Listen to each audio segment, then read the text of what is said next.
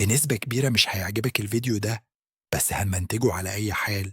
لو انت ما بين 14 و 24 سنة فانت المفروض في افضل فترة في حياتك، اجمد فترة في حياتك، اكتر فترة لها احتمالية التأثير على بقية عمرك، هي الفترة اللي هترتكب فيها اكبر الغلطات في حياتك، ولو ربنا كرمك هي برضو نفس الفترة اللي هتتعلم فيها اهم واكبر الدروس في حياتك. انا تخيلت لو رجع بيا الزمن للمرحلة دي في حياتي باللي انا اعرفه دلوقتي وقابلت نفسي، هقول لنفسي ايه وازاي ممكن اجنب نفسي معظم الاخطاء اللي وقعت فيها، او على الاقل اقلل من وطئتها شويه. ازاي الواحد ممكن يستغل الطاقه والاندفاع والقدره على التعلم، وان الواحد لسه مالك وقته، ازاي اقدر استغل كل ده لصالحي ولمصلحتي، لان بنسبه كبيره الحاجات دي مش مكمله معاك. يعني انت في مرحله السوبر هيومن دلوقتي، انت في مرحله قويه جدا جدا في حياتك وفارقه جدا جدا في حياتك، والحقيقه انت تستحق انك يعني ايه تثني على نفسك بانك بتتفرج على الفيديو ده دلوقتي. وان شاء الله في هذا الفيديو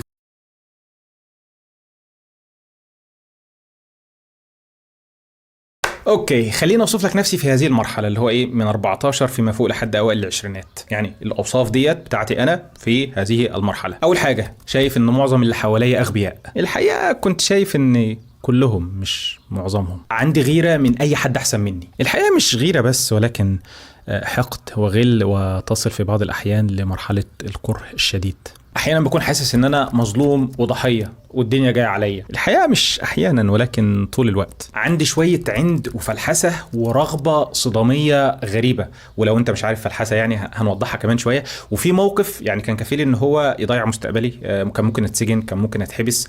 حصل لي كده وانا في مرحله الجامعه، كنا رايحين انا وصديقي يعني نعمل تبليغ عن ان البطاقه بتاعته فقدت، اتفلحست اللي هو اتزكيت بمعنى اصح يعني.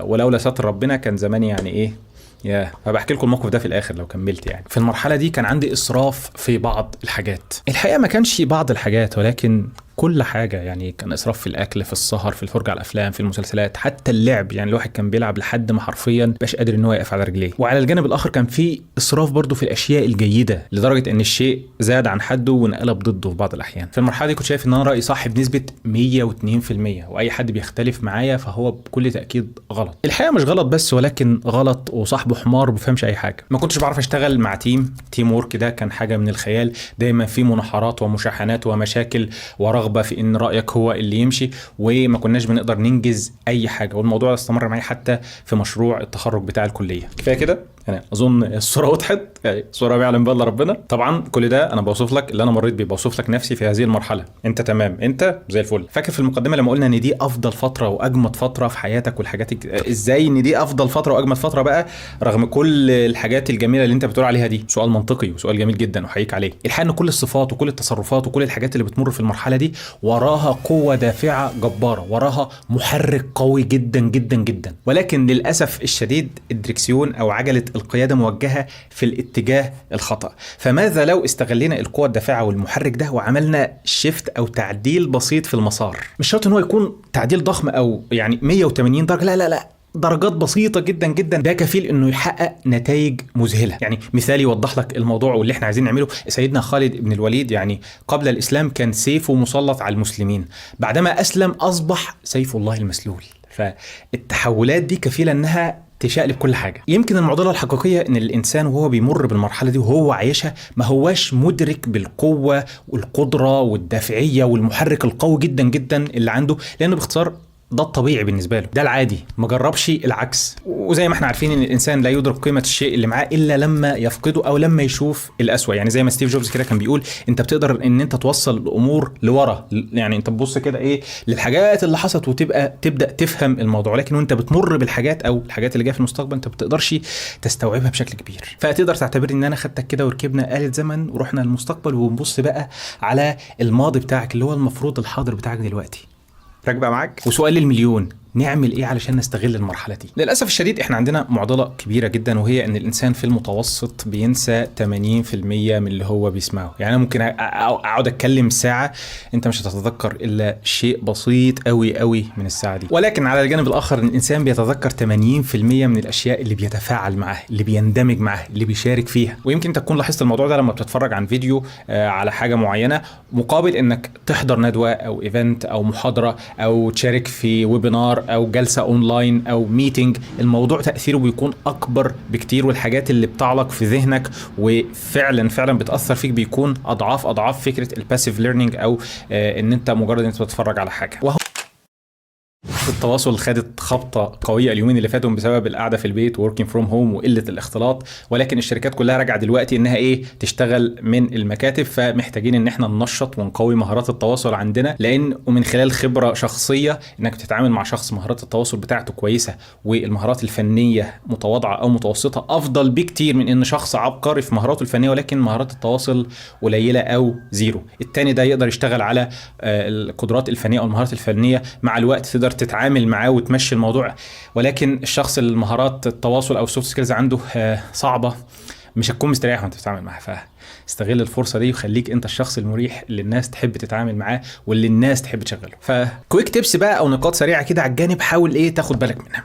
اول حاجة انقض الافكار وليس الاشخاص، تجنب الهجوم على الاشخاص، تجنب انك تشخصن الامور، وحاول تتعلم ازاي تنقد، لان في طريقة كويسة جدا للنقد واشهر طريقة هي طريقة الساندويتش، يعني امدح انقد امدح. فالراجل يعني عارف انت السندوتش بتاع البرجر او ايا كان بيبقى فيه عيش لحمه عيش، فانت العيش مدح، اللحمه نقد، العيش مدح، فهو هيبلع الموضوع ده كده، هيبقى تمام، هيتعامل معاه ويقبله ويبص فيه. ولكن اي حد نقد نقد نقد نقد فبيعتبره نوع من الهجوم وبيبقى فيه كلاش او صدام. لا تنقد الاشخاص ولكن انقد الافكار، تجنب شخصنة الاشياء على قد ما تقدر. الحاجه الثانيه تكلم اقل اكتب اكتر. في هذه المرحله بيكون عندك رغبه جارفه في التعبير عن افكارك وارائك، اصبح ليك راي ووجهه نظر وحاجات من هذا القبيل، وعايز تتصادم بقى وعايز تندمج في نقاشات وجدالات كتيره جدا. انا وقعت في الفخ ده بكل تاكيد، وكل مره بفتكر المواقف اللي انا حطيت نفسي فيها يعني بكرنج كده وببقى مش عايز افتكر اللي حصل.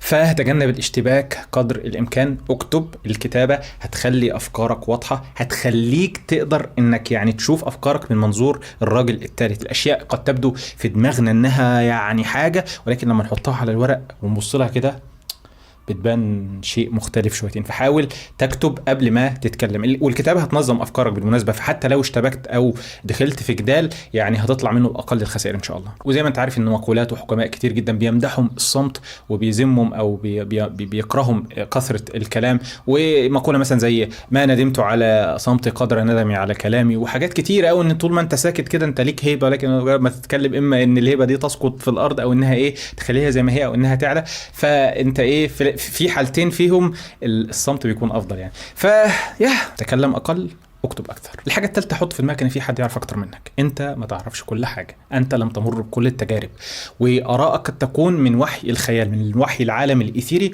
في ناس ارائهم مبنيه على تجارب، فحاول تحط في دماغك ان اي حد بتتكلم معاه او بتقابله او بتتعامل معاه هو يعرف حاجه انت ما تعرفهاش، هو مر بتجارب انت ما مرتش فيها، ففي فرصه هنا انك تتعلم منه. فحاول تستغل الموضوع ده، وحاول تحط نفسك دايما في مرتبة الشخص اللي هيتعلم من خبرات الآخرين، لأن الفاطن من اتعظ بغيره. اتعلم، مش لازم أنت تمر بكل الأخطاء وترتكب كل الأخطاء علشان تتعلم الحقائق أو تتعلم دروس من هذه الأخطاء. شيء مش منطقي على الإطلاق. بكل تأكيد حتما ولا بد هترتكب أخطاء وهتتعلم منها، ولكن مش من المنطق أنك ترتكب كل الأخطاء عشان تتعلم كل الأشياء. تمام. فحاول تجنب نفسك الموضوع ده من خلال التعلم من خبرات الآخرين. في مقولة لواحد اسمه بيل ناي ذا ساينس جاي، مشهور قوي بره، بيقول everyone you will ever meet knows something that you don't. اي حد هتقابله هيكون عارف حاجه انت ما تعرفهاش، فما تستقلش بحد، حاول تتعلم من اي شخص انت بتقابله.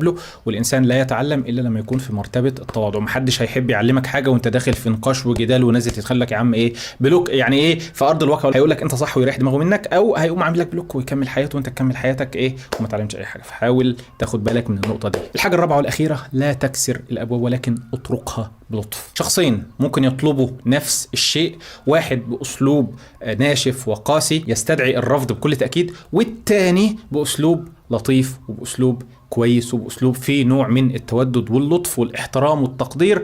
الابواب اللي كانت مقفوله ومتجنزره هتقوم مفتوحه له، حتى لو ما فيش امكانيه هيتخلق له امكانيه، هيتخلق له مكان، هيتخلق له اي حاجه بسبب لطفه في الطلب. بصراحه شفت مقطع من بودكاست قبل كده ان في طالبين، واحد دخل قال يا دكتور انا اريد ان انضم للبرنامج بتاعك، فالراجل كان عنده 60 طالب والموضوع مقفول، قال له لا قفلنا الحمد لله.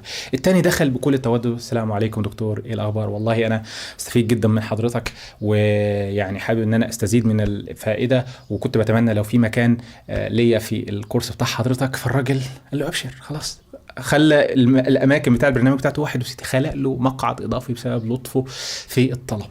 تعلم هذا الامر، وانا اكتر شخص يعني محتاج هذه النصيحه. تعلم انك تطرق بلطف، ما تخشش بعنف وما تكسرش الابواب. وكل وصلنا لفقره الكوت، والكوت من بيل ناي، الراجل اللي احنا اتكلمنا عنه من شويه، اللي هو بيقول everyone you will ever meet knows something you don't. اي حد هتقابله هو عارف حاجه انت ما تعرفهاش، فحاول ان تتعلم. بس يا سيدي هو ده الحوار. ولو انت فاكر بقى وعايز قصه الشرطي، فباختصار شديد ليا صديق كان في الكليه البطاقه الشخصيه بتاعته، الهويه بتاعته وقعت او فقدت يعني، فرحنا القسم نعمل بلاغ بالفقد، علشان يعني لو حد لقى البطاقه وراح رماها في اي مسرح لاي جريمه بترتكب فممكن يوديه في 60 داهيه، فالمحضر ده بيحفظ حقه يعني ويبرئه لو ده حصل لا قدر الله. فرحنا لاحد الاقسام، قال له هي وقعت منك فين؟ قال له مش عارف. قال له طب خلاص روح للاسم الفلاني. فبعتوا الاسم تاني، المنطقه اللي هو مسؤول عنها غير منطقه الاسم الاولاني. فروحنا للاسم التاني، سالوا نفس السؤال، هي وقعت منك فين؟ فانا توقعت ان هو يروح بعته يقول له لا ارجع للاسم الاولاني علشان مش عارف ايه. فانا قلت له احنا ما نعرفش، احنا لو نعرف هي وقع مننا فين كنا رحنا دورنا عليها وبتاع. ازاي هقول لك هي وقعت مني فين وانا ما اعرفش هي وقعت مني امتى او وقعت مني فين؟ انا كلمت باسلوب قاسي جدا، اسلوب هجومي واسلوب صادم. الشخص اللي كان بيكتب المحضر مش متعود عليه اصلا، ولكن الكلام كان فيه نوع من الوجاهه يعني، كان فيه بوينت في الموضوع، فهو ما عرفش يرد عليا. فانا صاحبي طبعا برق لي كده والجو اتكهرب وبتاع، والراجل عمل المحضر وخدنا المحضر ومشينا.